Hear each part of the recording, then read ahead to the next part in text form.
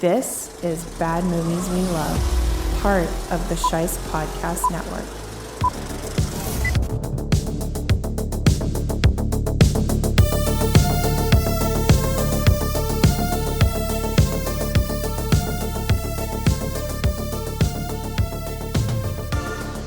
Hello and Happy New Year, Bad Movie Lovers.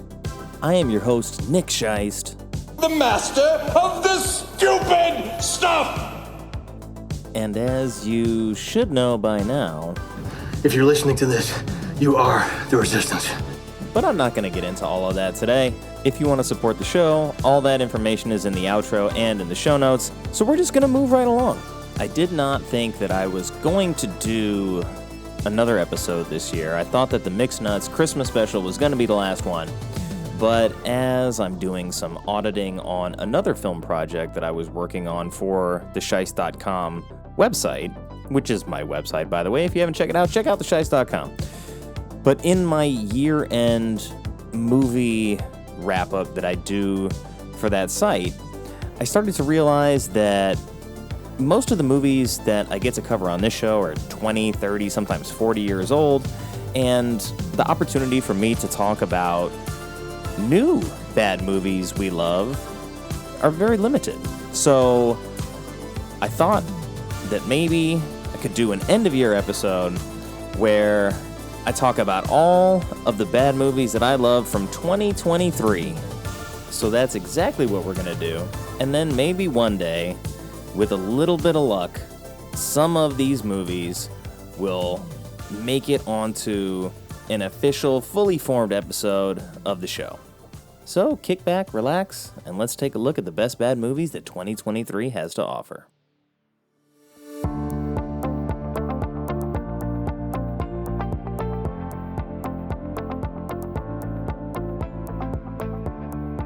We have arrived at the end of 2023. As I'm looking at it, it's December 30th, so the clock is ticking. And before we jump into my little 2023 list of bad movies we love, I want to get into a little bit of the process that I used just to give everybody an overview. So, when I looked at the list of overall total films that I had watched this year from 2023, it's sitting at about 150. And hey, that's a lot for some people, that's not so much for some other people. So I think it's enough to give me a good overview of the year. And still, that's just about 10%. But of that 150, I looked at about 27 titles that I thought would have a good chance of qualifying. And then I realized, how am I going to do a show where I talk about 27 different movies? And figured that that was not realistic. And so I decided that I'm going to set the bar as I typically do for the show selection process to begin with, which is anything that generally has a sub 6 out of 10, a sub 60 out of 100, a sub 3 out of 5 score. And that would be the line of demarcation. And then it comes down to, hey, which scoring system am I going to use in order to make that happen? And since the scores vary from site to site or aggregator to aggregator, I decided to do my best to average out all of those scores. So I looked at Rotten Tomato score, IMDb score, Metacritic score, Letterboxd score, and average Google review. And then I took the average of those 5. In some cases, not all 5 of those were available because that's the kind of movies we're talking about here, but anything that ended up being a sub 6 score qualified for consideration. So that took the total starting number down from 27 to 21. But then of the 21, I had to think of the movies that I really want to fight for, or at least believe that they deserve better recognition than they've received so far. And that left me with 15 total movies, and I feel like that's a reasonable number that I can handle.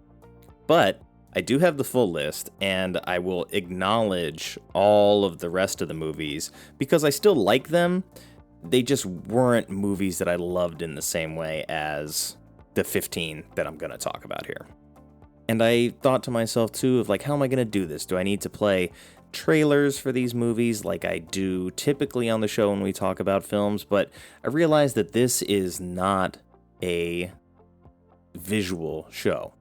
So doing something like sharing a bunch of trailers for 15 films is gonna just kind of all blend together. So rather than do that, I'm just gonna talk about the movie, who made it, who's in it, why I liked it, and go from there. So without further ado, let's get the ball rolling. So, first out of the gates, we have Johnny and Clyde. Directed by Tom DeNucci, written by Tom DeNucci and Nick Principe, and starring Megan Fox, Avon Jogia, and Ajani Russell, but you may also recognize Vanessa Angel and Robert Lasardo, who is a ton of fun in this movie. Now, Johnny and Clyde has an average score across all of those metrics of a 2.73 out of 10. And there's a part of me that totally gets that, because when I watched it, I knew immediately I love this movie, and it could one day be a bad movie we love Hall of Fame candidate. It's that kind of movie. It's incredibly colorful. There's a lot of stylistic choices with the wardrobe that I think are just fantastic. And it's obvious that everybody that is participating in the film is having a lot of fun, and that always means a lot to me. And as you may have guessed based on the title, it's about a couple on the run, but this couple happens to be a pair of serial killers who are madly in love, and they're just going on an endless crime spree.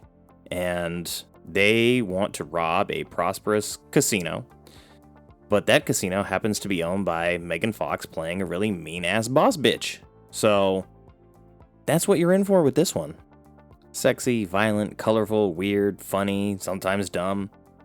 Right now, it is not currently streaming, but it looks like it's available for rental pretty much everywhere, and looks like you'll probably get the best deal on it from Vudu or Amazon.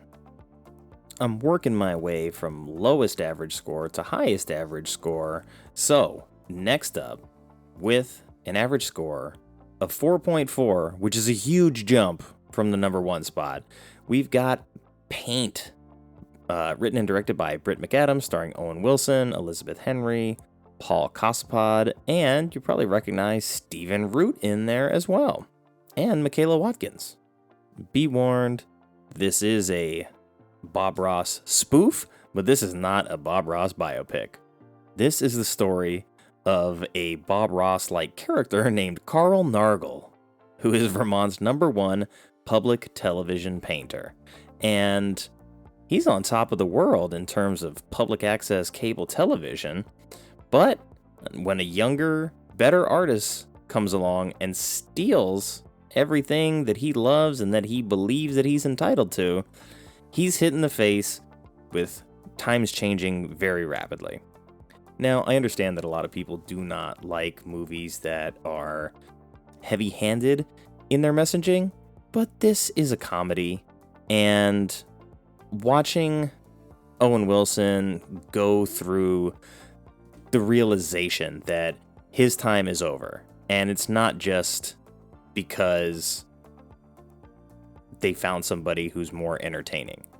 He has to come to the realization that he's being outskilled at this job as well.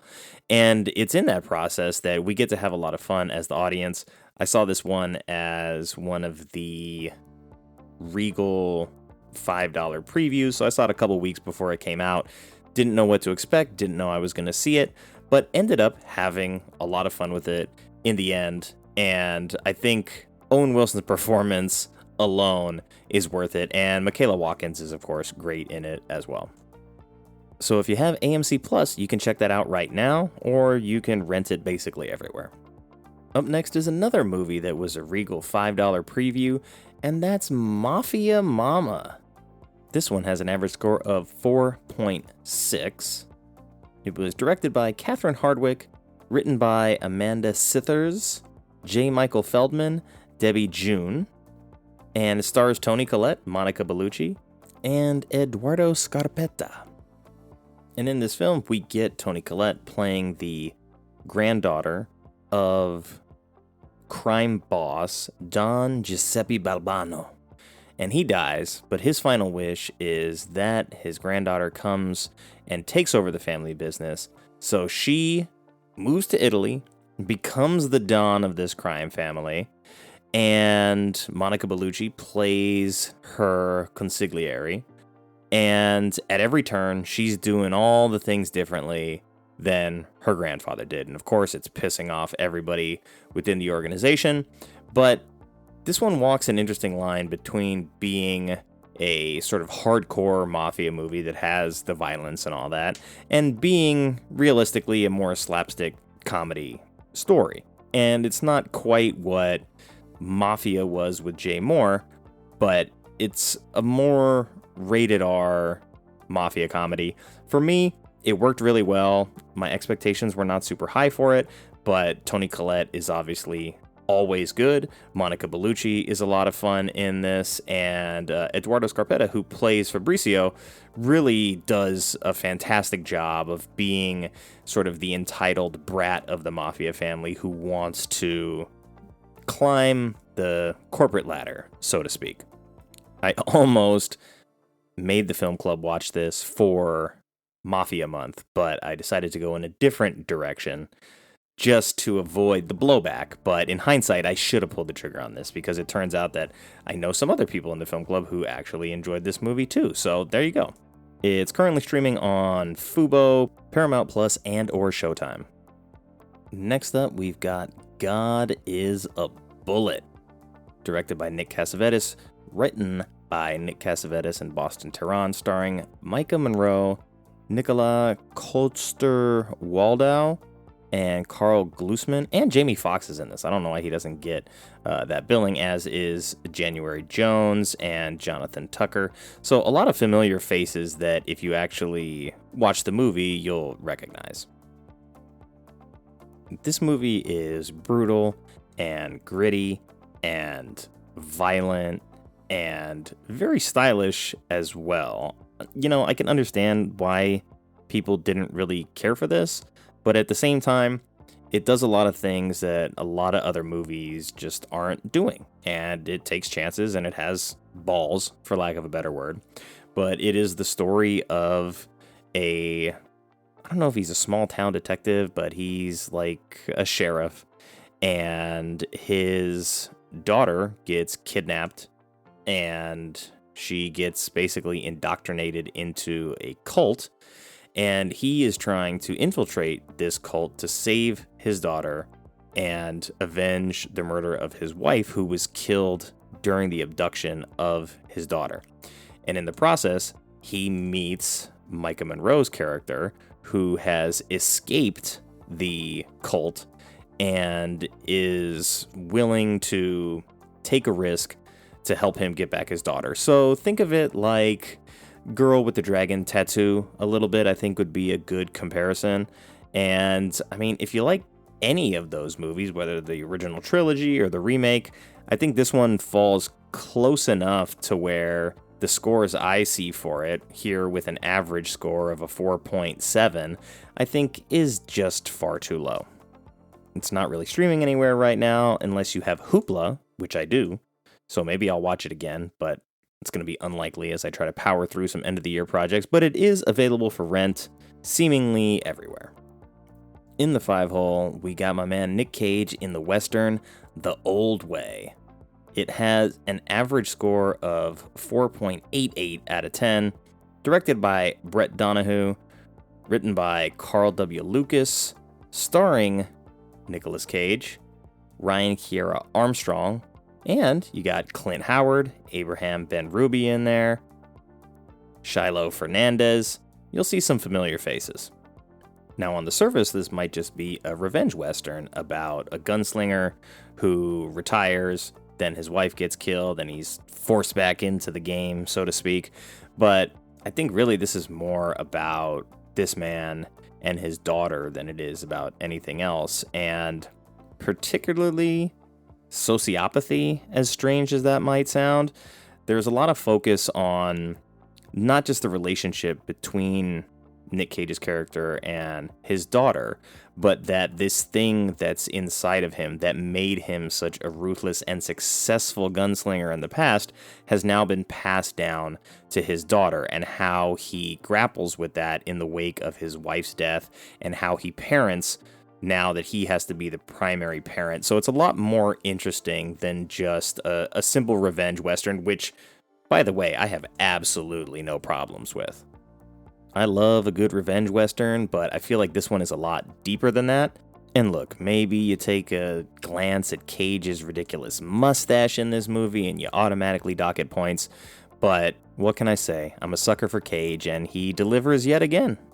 You can currently stream this one on Hulu, or as part of the Hulu Disney ESPN Plus bundle, and you can rent it everywhere else. Next up, we get Cat Person, with an average score of 5.23, so we finally crossed over into the fives now. This movie is directed by Susanna Fogel, written by Michelle Ashford and Kristen Rupenian, starring Emilia Jones, Nicholas Braun, and Geraldine Viswanathan, and Isabella Rossellini, Hope Davis. There's some good actors in this movie. You should check it out. I saw this one either the same day or right around the same time that I saw The Royal Hotel, which also deals with this sort of looming specter of predatory behavior by men towards women. Now, these movies handle how these women deal with this behavior very differently, but they do tap into similar themes. And in a nutshell, this young woman working at a movie theater meets a patron, and they begin to text flirtatiously, and they're hitting it off and things are going well, but she begins to find that the person that she interacts with in text sort of doesn't present as the same way he does in person. And while her roommate is throwing up a lot of caution flags about this particular relationship, she doesn't heed those warnings and ends up in a pretty precarious situation. But I just really like the exploration of not just dating, but of modern dating specifically, and how slippery of a slope it can actually be. But this movie also uses a lot of humor. You get really good performances from Nicholas Braun and Emilia Jones in the leads, so you've got that going for it as well. It is currently streaming on Hoopla also, but available for rent basically everywhere else. Next up, with a score of 5.62, we've got the Netflix exclusive Jung-E, which is a sci-fi thriller about an artificial intelligence program that is used to train soldiers for combat, and takes a look at what it actually takes to produce a program like this, and the lengths that some governments may go to in order to actually bring something like this to life. This one is written and directed by Sang-ho Yeon, and it stars Kang Soo-yoon, Kim Hyun-jo, and Ryu Kyung-soo. And for the most part, for a Netflix original that is clearly low budget, it makes the most of its visual effects budget. It does a really, really nice job with the VFX, to be honest, and reminds me a little bit of another Netflix original. I think it was last year, Space Sweepers, which was another foreign sci-fi film, which was also really good if you want to check that one out. But I like the psychological burden of the story that this film is telling. It's not super present up front, but when you actually reach that point in the film where you start to understand what's actually happened, it's a lot more realistic than you may want to give it credit for. But it was one that was on my release radar. I was like, hey, you know what? I would probably like this one. And then I didn't watch it for most of the year and came back around to it. And I was like, hey, this is actually pretty damn great. So if you want to check it out, it's on Netflix and only on Netflix. Up next, with a average score of 5.68, we've got The Pod Generation. This film is written and directed by Sophie Barthus, stars Emilia Clarke, Chiwetel Ejiofor, and Rosalie Craig. This might be another one that just hits a little bit too close to home regarding fears of automation and exactly where that may lead us to, but I think those fears are warranted, number one, and two, fairly realistic, because this movie is set in a not too distant future. You have a giant tech company that is offering couples the opportunity to have your pregnancy in a detachable womb, and Rachel, the character played by Emilia Clarke, decides that she wants to do this because she values her career and what she's done in her job, and she doesn't want to put herself through the physical requirements of labor. So I think that's more than fair, and I think that's kind of the tangible thing that makes this realistic. But as we go through it, we begin to realize the separation of that, and, you know, we find out that the character is maybe not getting advice from the best source either, but I don't want to spoil that too much. So if you're interested, it's not currently streaming anywhere, but you can rent it. So if anything I said sounds interesting, then please check it out. I really enjoyed it. We have arrived at the number 10 spot, and I counted wrong on my own spreadsheet, and there's actually only 14 movies, so we're inside the final 5 right now, and we're starting with Sympathy for the Devil, with an average score of 5.7. This was directed by Yuval Adler, written by Luc Paradis? I don't know, either way, that's a cool name. And starring Nicolas Cage, Joel Kinnaman, Cameron Lee Price, and Alexis Zollicoffer.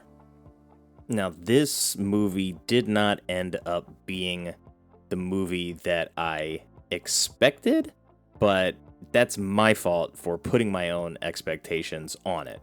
And it's really about a guy going to meet his wife in the hospital.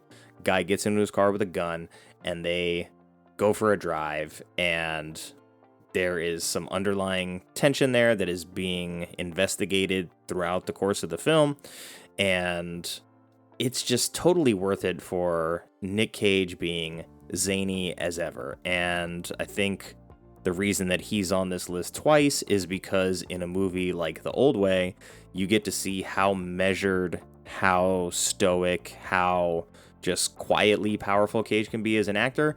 And in this, we get the zany Cage rage, him flipping through like 6 or 7 different accents in this. He's wearing a shiny red blazer like he just got out of a high-stakes card game. His hair is dyed red, and he's looking like a wild man.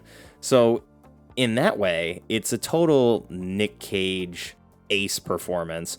But I think we also get to see a lot from Joel Kinnaman here as well, and I'm surprised that he didn't really blow up in a huge way, but maybe that's due to RoboCop remake being unliked by the vast majority of the public. But even though I love the original RoboCop, I don't hate the remake the way that other people do, but that's probably not surprising to you. Anyway, if you want to watch this movie, it is available on AMC Plus, and it is available for rent everywhere. It is worth it for Nick Cage alone. Coming in at the number 11 spot with a average score of 5.85 is legitimately one of my favorite movies of the year, and that's Divinity, which was written and directed by Eddie Alcazar. Stars Bella Thorne, Stephen Dorff, Scott Bakula, Kaylee Cowan, Moises Arias, and Michael O'Hearn. And this one is very much like a high concept film. It's shot all in black and white in the, I would assume, pretty distant future based on what we see. And it focuses on these two mysterious brothers who show up to abduct a rich, basically eugenics scientist who is obsessed with immortality and human perfection, and it just gets weirder from there. But the way that this story is told, the way it looks, its creative decisions, all are right up my alley. And I really like Stephen Dorff a lot. I wish he would get a lot more work, but this was a good vehicle for him to be the lead here. So I really hope that more people check this one out. It is available for rent, but it is not streaming anywhere. I almost went and saw this a second time, but I just didn't quite have time for it. So I'm going to have to probably rent it because it is going to be on my list somewhere for the Scheist 2023 Film Awards, whether that be for most original or weirdest movie. It's up there as a contender for both categories for sure. Next up, with an average score of 5.88, we're getting musical with Dix the Musical. Directed by Larry Charles, written by Aaron Jackson and Josh Sharp, starring Aaron Jackson, Josh Sharp, Nathan Lee, Megan Mullally, and even Nick Offerman is in this, with Megan Thee Stallion as well. It's completely ridiculous. It's vulgar. It's disgusting. It's hilarious, though. And this is one that I saw with my wife because, you know, we go to a lot of musicals. We're season ticket holders at the Pantages, so we're used to musicals. We like musicals. And as gross as this one was, it's so funny that it works, and we both had a great time with it. And it actually has a blooper reel at the end, which comedies have just kind of forgotten about, but those were always some of the best moments of comedies, was watching the cast just have fun at the end, and this one remembers that. So if you get the chance, you're going to have to rent it because it's not streaming anywhere, but maybe within the year it'll be a little bit more easily accessible for people because it is a lot of fun. This list would certainly not be complete without maybe the best bad movie of the year, and that's Cocaine Bear, directed by Elizabeth Banks, written by Jimmy Warden, based on a true story, kind of, starring Kerry Russell, Alden Ehrenreich, O'Shea Jackson, the late Ray Liotta, the great young actress Brooklyn Prince, got Isaiah Whitlock Jr. in here, Margot Martindale, Jesse Tyler Ferguson. This is a fantastic cast. Matthew Rhys is in this as well. I get that maybe people expected one thing, got another thing. It's not quite really a horror movie. It's not quite really a comedy. It's not quite really a thriller. It's sort of melding all those things together. But one of my favorite things about this is that at the core of what is happening in this story, you get this story about family and different family types, and specifically about parenting. And this is something that really nobody that I have heard has spoken about when it comes to Cocaine Bear. And yes, you get a bear high on cocaine fucking people up, but most of the movie is not that. You know, so I understand people maybe being disappointed because they just wanted to see the Sharknado version of this, where it's just this bear does coke, murders everybody, and there's no other story going on. But there is a much bigger story going on here, and I actually like that about it when some other people don't. So if you want to check it out and you haven't seen it already, it is available streaming on Prime and rental everywhere else. So it's time for Cocaine Bear Army to rise up. And last, but certainly not least, with the highest average score on the board of 5.95, just by a hair though, Cocaine Bear was a 5.94. We're now talking about the number 14 film on this list, and that's Appendage, which is a Hulu original, directed by Anna Zlokovich, stars Hadley Robinson, who's great in this, Emily Hampshire, who you may recognize from Schitt's Creek and a bunch of other things, and it's a story of a young fashion designer who's in fashion school and how just a few dark thoughts spiral into this snowball of self-doubt. And I really like it as a story of fear of yourself, fear of failure, fear of never being good enough. It does those things really well, and it folds in a little extra element that you may or may not see coming, but if you see the poster for it, you may have a good idea. I just won't spoil it. The eventual twist at the end is a little predictable, in fairness, but the style of the movie and some of the things that it does along the way, it didn't even bother me by the time it got there. I was like, okay, I have a pretty good idea that this is the case here with this character, but it goes beyond that. And it actually gave me a little bit more than just that. So I still got a little bit of surprise at the end as well. And there is just some good looking old school horror movie stuff in this. And I really was just super surprised by how much I like this, but I really was into it. And I hope if you're a horror fan, you'll check it out. It's maybe not the scariest thing you're ever going to see, but at the same time, that's not what I expected or even necessarily wanted from this movie. So check it out. It's on Hulu. Since that brings us to the end of the official list, there's a handful of movies that I also considered, like The Boogeyman, which I really liked a lot as a horror movie. Cobweb is another good one that's a horror film as well. Skinamarink is in there. And all three of those horror movies have average scores of 5.72, 5.76, and 5.80 respectively on a scale of 10. So all of those would qualify, and Skinamarink may or may not pop up on a future episode, but also in that neighborhood was Transformer Rise of the Beasts, and I know it's so far down the road with these Transformers movies that just another one doesn't really change things, but I like that it was set in, I think it was the early 90s, so it has a fantastic soundtrack with it as well. I wasn't expecting too much out of it, but I had fun with it, and that's all I really wanted. We've got a movie like Foe, which is a really, really lo-fi sci-fi film with the It Boy from last year, Paul Mescal, and Saoirse Ronan. And it's super minimalist, but it's very interesting. I would have preferred more, but it is interesting, and it is well made. So I think it deserves to be a little bit higher rated than it currently is, which is why it was on the list.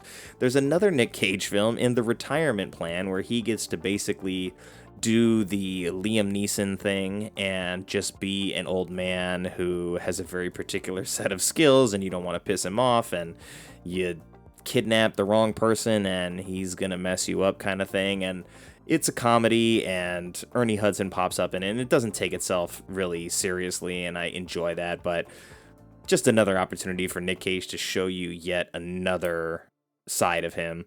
And Alone at Night, which I don't know if that was a direct to Hulu original, but I think I watched it on Hulu, and you know, this has really low scores. This has an average of 3.07, so it's way, way down there. But I think it's better than that as far as slashers go. I mean, yes, it does get a little predictable there in the end, but in terms of style and color and just knowing what it is and sticking to that, it's as solid a slasher as anything else that's out there, in my opinion. It just doesn't have the sort of iconic nature that some of the other slasher franchises latch onto. And then all the films that were on the bubble that were rated a little bit too high, but then depending on time, they may fall into my wheelhouse at some point. Biosphere with Mark Duplass and Sterling K. Brown was very interesting and strange. Also a contender for weirdest movie. Butcher's Crossing, another Nick Cage movie, another Nick Cage Western, where he has a shaved head and he's obsessed with murdering buffalo. Very interesting, intense performance. Solid film, too, which is why it didn't end up making the official list. We've got Aporia on there, which is another lo-fi sci-fi film that is not necessarily about time travel, but being able to change one thing in the past and how that affects the future, and how much you would want to change and how often you would want to change things. Another Nick Cage movie that made this list is Renfield, which a lot of people didn't like, but it's a lot of fun. I know Nick Cage is not the main attraction in this movie, and people really have a strong aversion to Awkwafina, but she plays her role well. Nicholas Hoult is very good in it. I actually ended up watching this twice, one of which was a watch party with my buddy Seth from the film club, and he liked it too. So if you trust Seth, then you should check out Renfield, probably. But one that is a good sleeper that still I haven't heard a lot of people talk about is Nefarious. Very interesting horror film about sort of demons, mythology, psychology. It maybe could have been better, like, you know, a lot of films, but at the same time, it is the movie that it wants to be, and Sean Patrick Flanery does a very good job in it. I wish the character opposite him, Dr. Martin, was... I don't want to be mean to Jordan Belfi, who plays the character, but I feel like there needed to be a stronger actor in that role in order to get this film to where it needed to be. But it still stuck with me a lot. It was in and out of theaters for like a week, if that, and then it was gone. So I was lucky that I was able to catch it in theaters when I did. But more people have talked about it a little bit since having access to it a little bit more broadly beyond that. And the last one on the list, which I'm really glad I didn't get to do for this list, was Dormouse, which was directed by Avan Jogia, if I am not mistaken, and he's in it as well. But this movie just struck all the right chords for me. You could tell it's low budget, it's punk, it's 100% a comic book movie, but it's a comic book movie unlike all of the other comic book movies we've seen up until this point. Avan Jogia wrote and directed it. It stars Haley Law as Mouse, but you also get Famke Janssen in there, so Donald Logue, who is a super underrated, excellent actor as well. And I mean, it's one of my favorite movies of the year, period. I'm going to make sure that I make it a point to keep telling people about this throughout the course of the year. To me, this movie this year is like last year's Dinner in America, just very punk, very independent, and I love that spirit about it. And you know what? That's the end of the show. So, I mean, I gave you 27 movies that you can maybe take a gander at. There's a lot on the list. Probably you've seen some of them, to be fair, but if I talked about anything that sounds interesting to you and you haven't seen it, then please check it out. And until next time, until next year, stay safe, be well, have fun, however you get your movies. My sincere thanks to everyone who took the time to listen to this episode and everyone who listens to the show in general. I know you have a ton of choices when it comes to podcasts, and I appreciate you spending your time here with me. I hope you enjoyed the show, and if you do, please consider leaving a rating and telling a friend about it. And the new support page is live at ko-fi.com. That's ko-fi.com/badmovieswelove. I'd love to hear from you, so if you have a bad movie you love, and or maybe would like to be a guest on the show, you can contact me now at badmovieswelove@theshice.com or badmovieswelove on Twitter and Instagram, and that's love with an LUV. And as always, take care, be well, stay safe, and have fun however you get your movies.